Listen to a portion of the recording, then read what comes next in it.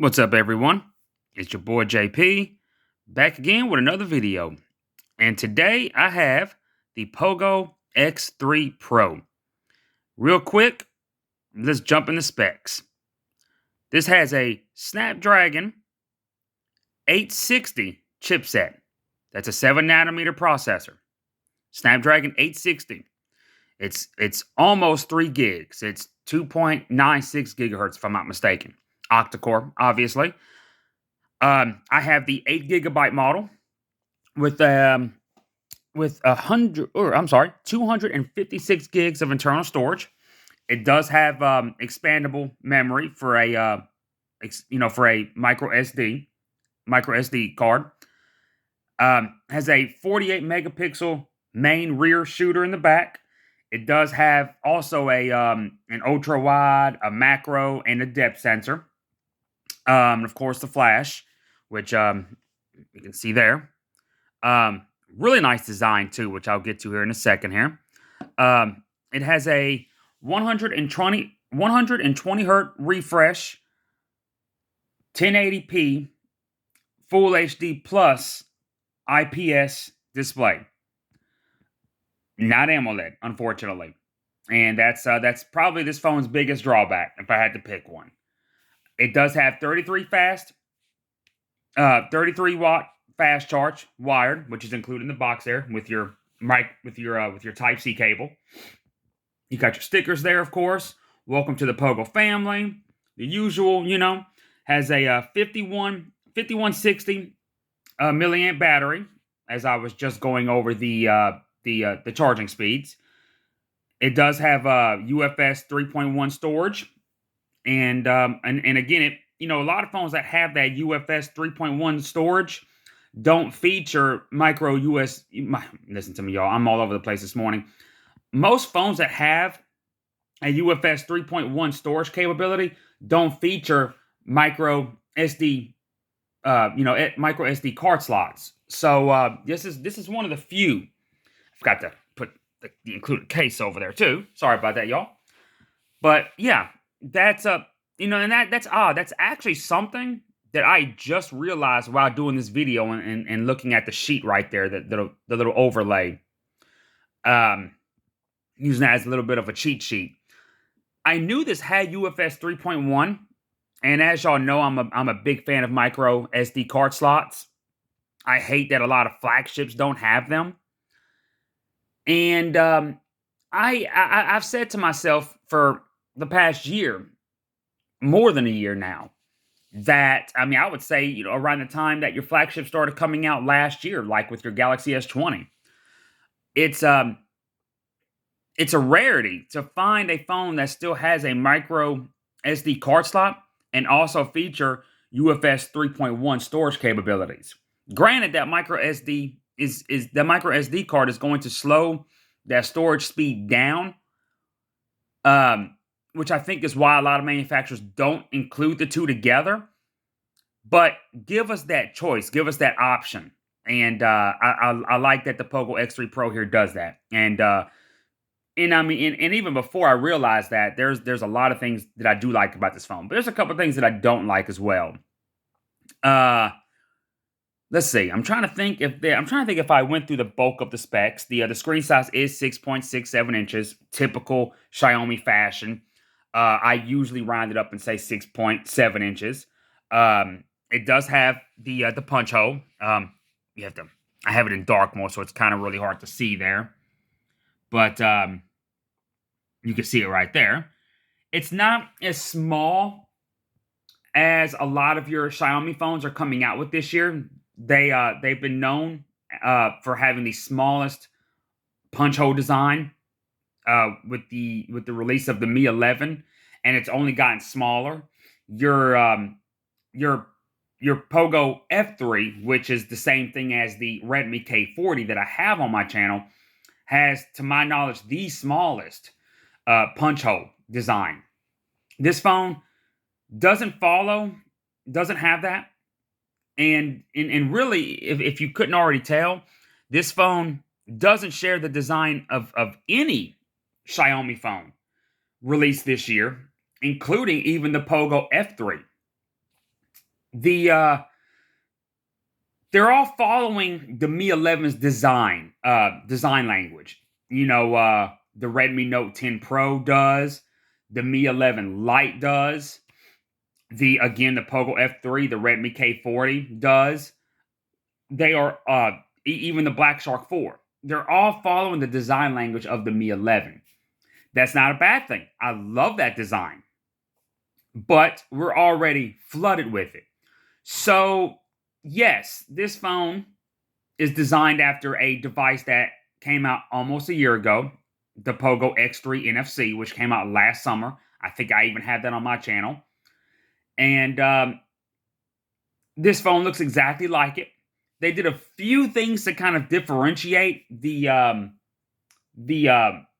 differences. I think the colors on the back have been inverted, if I'm not mistaken. And I also don't remember Pogo being highlighted the way that it is right there. If you can catch it in the light right there. I don't remember it being highlighted like that on the Pogo X3 NFC. I could be wrong about that, though, so don't hold me to that. But it is a plastic back, but it's very nice feeling. It's that center feels and looks, almost like glass. And the sides have a very nice matte touch to them.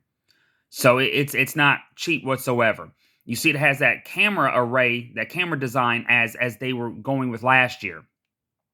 And the front is covered in Gorilla Glass 6. So that's great. That's fantastic right there. Definitely a flagship spec. It's not a bad thing that this has a design from last year and that it doesn't follow the language of the Mi 11. With so many devices already out in this short amount of time that look like that makes this more unique because there weren't many phones that had this design. It's almost a year old, but how many phones came out with the design? So it's very unique to the Poco X3 Pro, I think. I think that's one of its advantages. You get your stickers there. You got your clear TPU case. As y'all know, I do like those.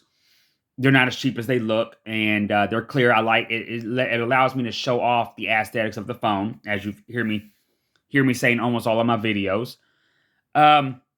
This phone's drawback is definitely the camera and the panel. It's not a bad IPS whatsoever. It definitely more than just gets the job done with the 120 hertz refresh rate. But if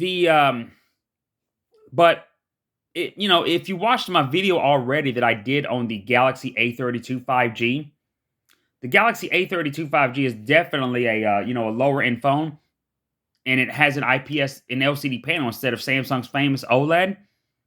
But Samsung,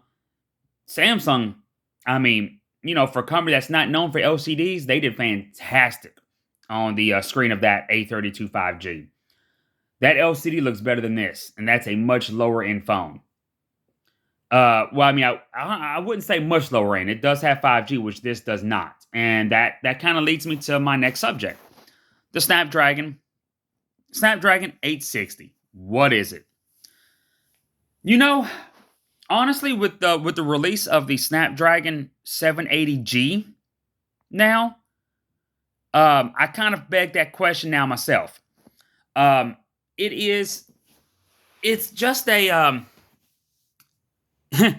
it's a Snapdragon 855 plus. Okay. Now, as y'all remember, the Snapdragon 855 had optional 5G. The Snapdragon 865, the 5G still wasn't built into the die, but they also didn't give manufacturers the option to not have 5G, even though they theoretically could have because it wasn't built into the die yet. Now, the Snapdragon 888, it is built into the die. The Snapdragon 870, which is just a Snapdragon 865 plus or Pro, however you want to say it, I'm not even sure if the 5G is built into the die of that or not, because that's still built on the same 7 nanometer node that the 865 Plus was built on.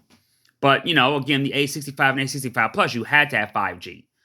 But, the nanometer process doesn't really have nothing to do with whether or not 5G is built into the node or not, because the majority, if not all, of MediaTek's Dimensity 5G chipsets, the 5G is built in.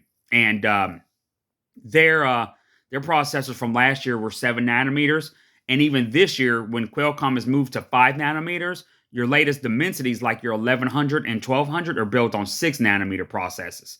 So, and I know for a fact that many of the 7 nanometer processors that they came out with last year, the 5G was built in, if not all of them. But that's for a different subject. The Snapdragon 860 exists basically to give you flagship power without having to be forced into 5G and having to pay that premium. And I totally get it. I'm in an area that prevalently has 5G for AT&T and T-Mobile. And it works well on both carriers. So, but 5G is still a luxury. It's still something that you don't have to have. You can get by just fine with LTE still. Okay, as this phone has proven. Because this is LTE, this isn't 5G.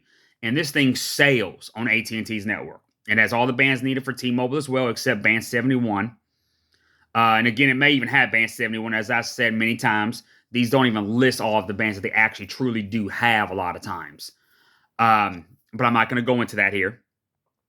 But this phone proves that LTE is more than just enough. More than just enough. I mean, just for basic browsing, 3G is still enough.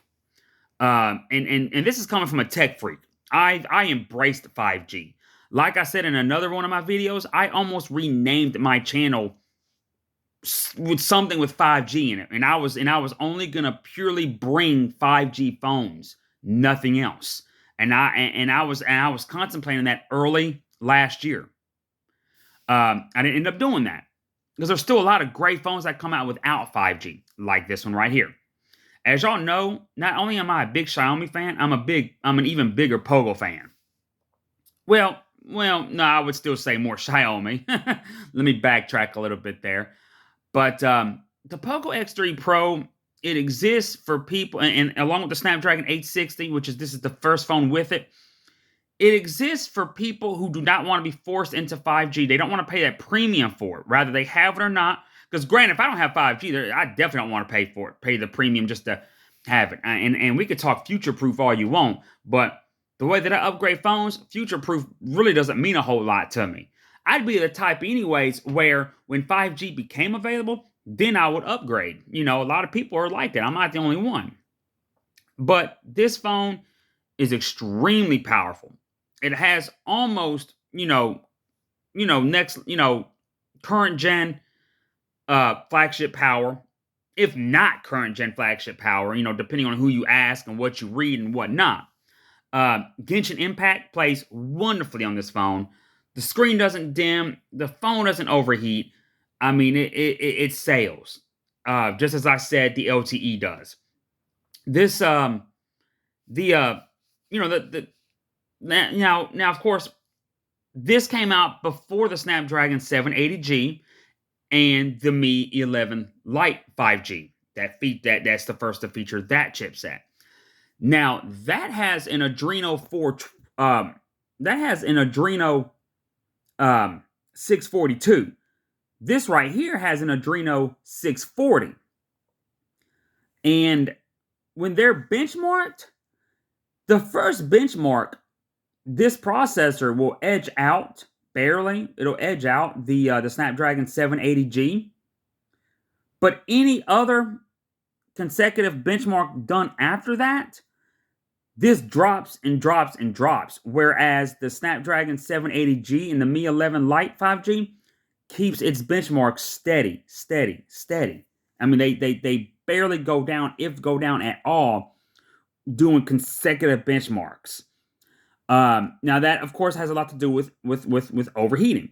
This doesn't have the liquid cooled 2.0 feature that Poco introduced with the Poco F2 Pro last year. and that I think the F3 has, if not 2.0 plus or 3.0. And the reason why I say plus is because what this has is liquid cool 1.0 plus. So it's obviously better than the liquid cool that was originally found in the Poco Phone F1 released a few years ago. But it's not quite the standard that the Poco F2 Pro had last year. But remember, the Poco F2 Pro was also 5G. It had the Snapdragon 865, whereas this has the 860.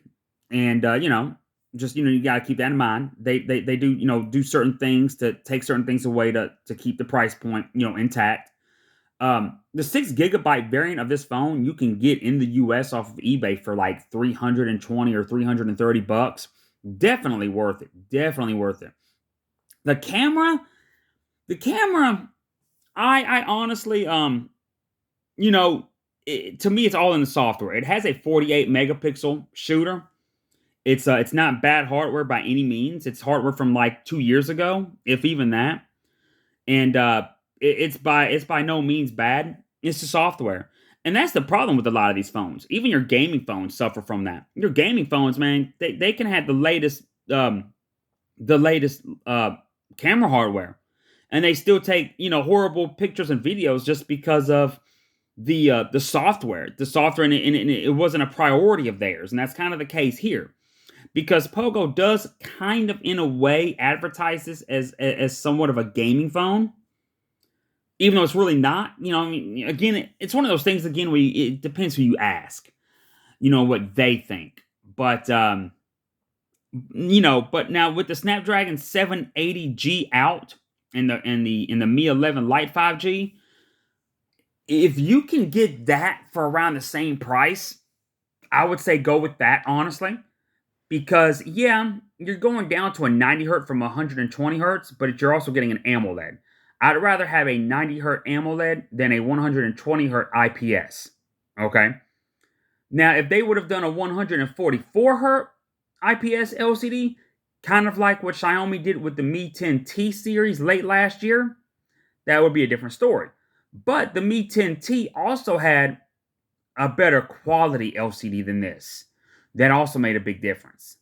But if you can get the Mi 11 Lite 5G for around the same price, maybe more, I would jump on that, because the Snapdragon 780G performs the same. Again, very first benchmark, when both phones are cool, it'll lose to this by a few points. But then when you do consecutive benchmarks after the phones have done warmed up, it'll beat this every time, and it'll keep way more consistent scores as well. And you are getting a slightly updated graphics chip with that too, and of course you're getting 5G. And I'm not going to throw out the future-proof thing, because I already told you my opinion on that. But that doesn't mean I don't believe in future-proof. I do. If you're somebody that does not upgrade a whole lot, like I upgrade a ton of times. So again, future-proof doesn't mean a whole lot to me. But most people, it does. So yes, I would definitely say go with that. I do have the Mi 11 Lite that I'm bringing to my channel today. It's not the 5G variant, though. But it's a fantastic phone that you can actually get for even cheaper than this. And it still retains an OLED panel. And that'll be on my next video. But just to kind of give you a quick rundown on the screen here right quick, the toggles are a little bit different than what Xiaomi does. Just to kind of give you all an idea there. But you get your little card there. Welcome to the Poco family. Sorry for the shaking there, y'all. I just realized I was shaking a little bit too much there. But anyways, y'all hit me up in the comments.